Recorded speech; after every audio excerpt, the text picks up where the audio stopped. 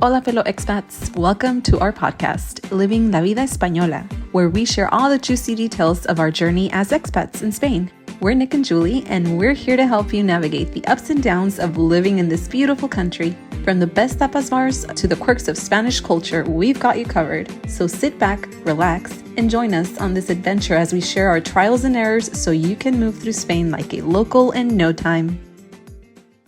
Hola, fellow expats. Welcome to our podcast at Living La Vida Española. I'm Julie. Hola, hola, I'm Nic. Today we're getting into a very special topic, Dia de los Muertos. Yay. Julie, what are we up to today? So today, get ready to immerse yourself into the Mexican culture, and I'm so excited about this. Yes, because my family is originally from Mexico, and although Mexico's huge, by the way, and not every single region always celebrated Dia de los Muertos. It's more of a southern tradition, but now it's worldwide recognized, and it's very colorful, full of fun. Look music. at you, chica. Look at our beautiful chica today. Thank you. You too. Thank you for joining in the fun. Yeah. And it's full of, music, food, celebration. It's a happy time to celebrate our deceased.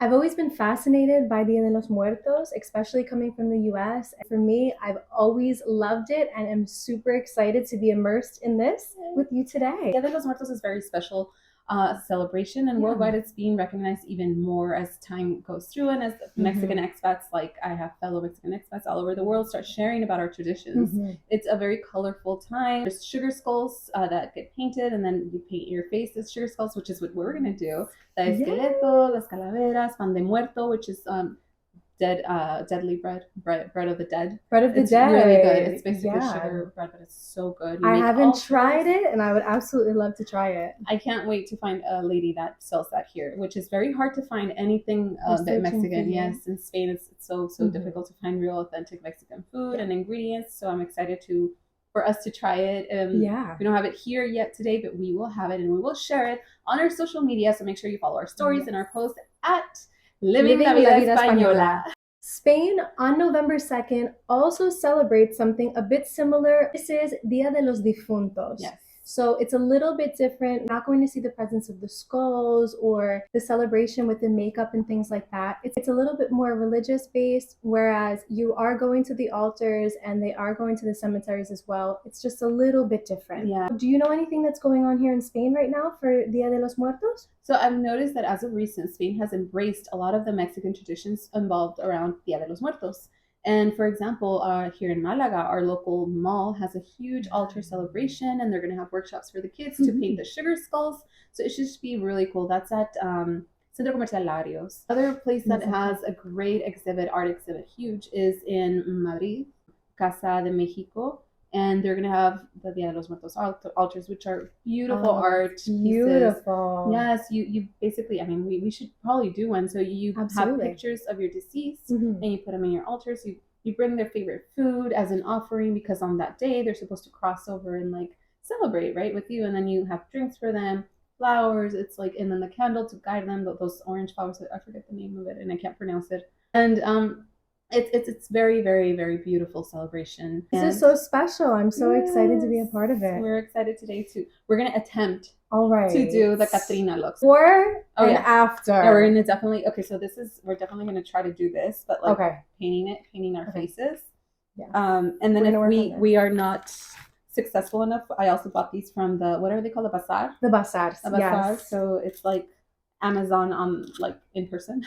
So we got a bunch of different kinds of makeup tools and a little bit of things to help us today to create this look, and we are super excited to share it with you at the very end. Yeah, so follow along, and as we attempt to do our Catrina look, our calaveras, we're going to go ahead and share some of the history and a bunch of little more details about Dia de los Muertos so that you're well informed. Absolutely. Because Dia de los Muertos is not Halloween. No, it is not Halloween. This is something completely separate. Yes. Although it is celebrated around this time of year, for sure. But you'll get all the details. So let's get to it. Let's get into it.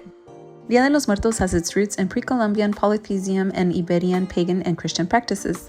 The folk Catholicism of Spain gave continuity to pagan traditions of making food offerings to the dead.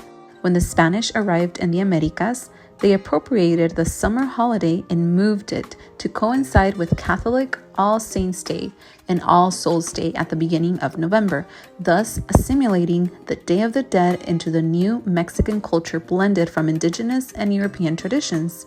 The holiday has evolved over time to include visits to graveyards, where families spruce up sides of deceased loved ones. Revelers construct ofrendas, the offerings set out for returning souls, and the spirits may not partake of the altar's many confections, but there are plenty of those not among the life disenfranchised, more than happy to devour the candy skulls, sugar skeletons, and sweet pan de muerto, which is bread of the dead. Handmade skeleton figurines called calacas are especially popular. Calacas usually show an active and joyful afterlife.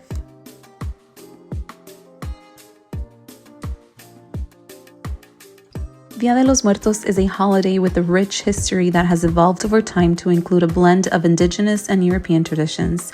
The holiday has migrated to the United States and Spain, where it gained popularity and taken on new forms.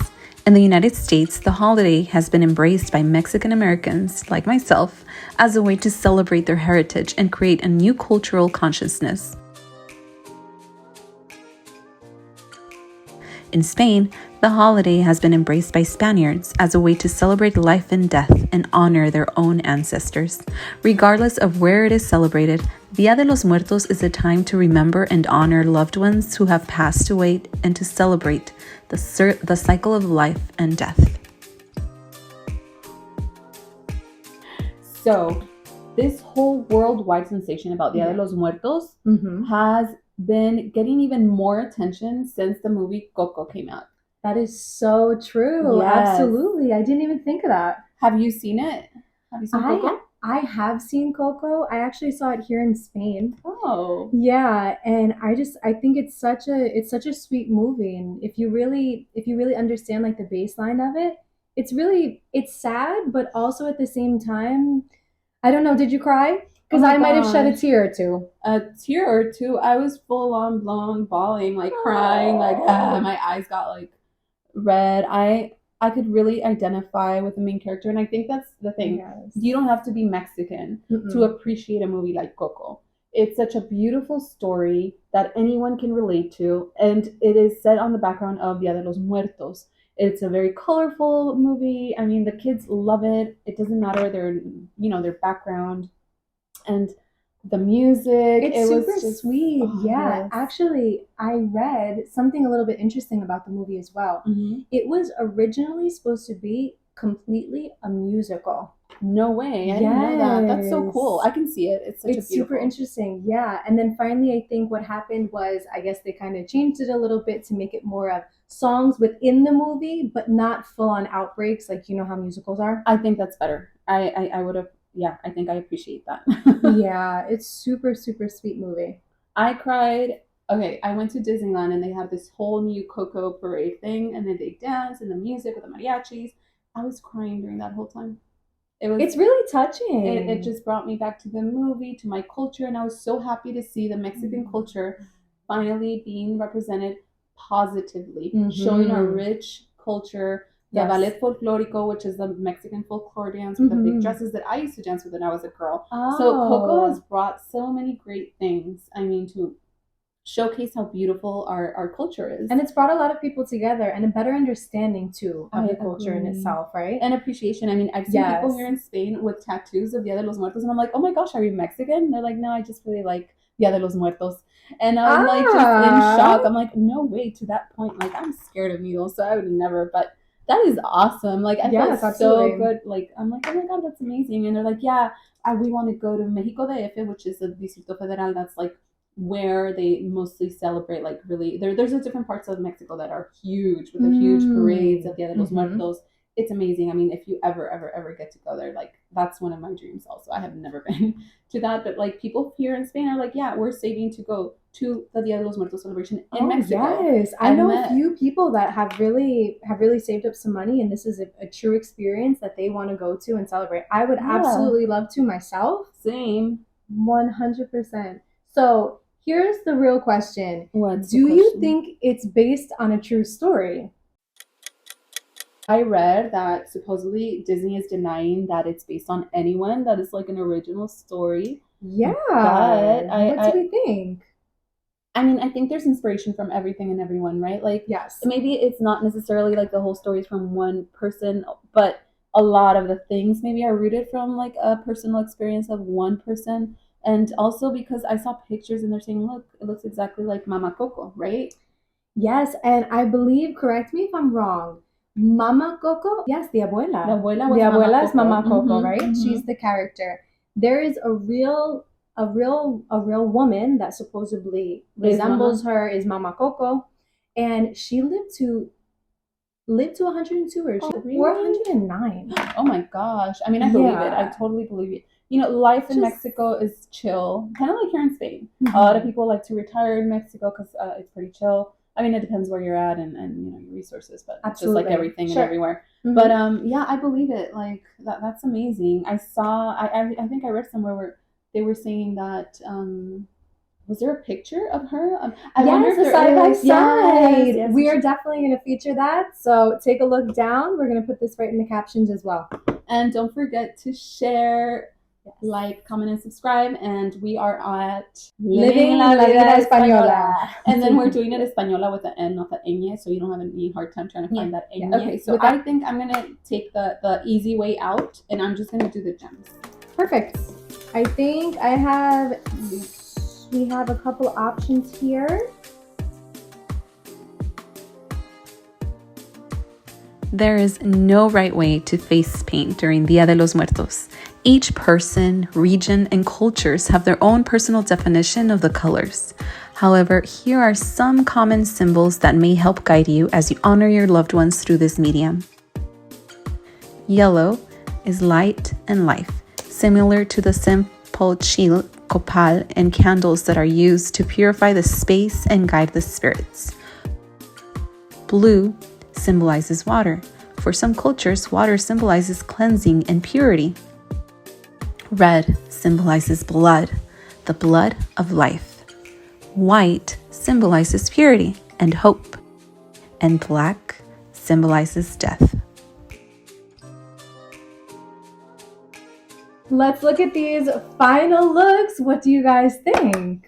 We tried our best. I love it. Thank you. I absolutely love it. Good. Yours is cool too. I tried. Yes, next time we're going to have other more professional makeup. All right. And we'll get our looks, we'll choose online, and we'll do a poll.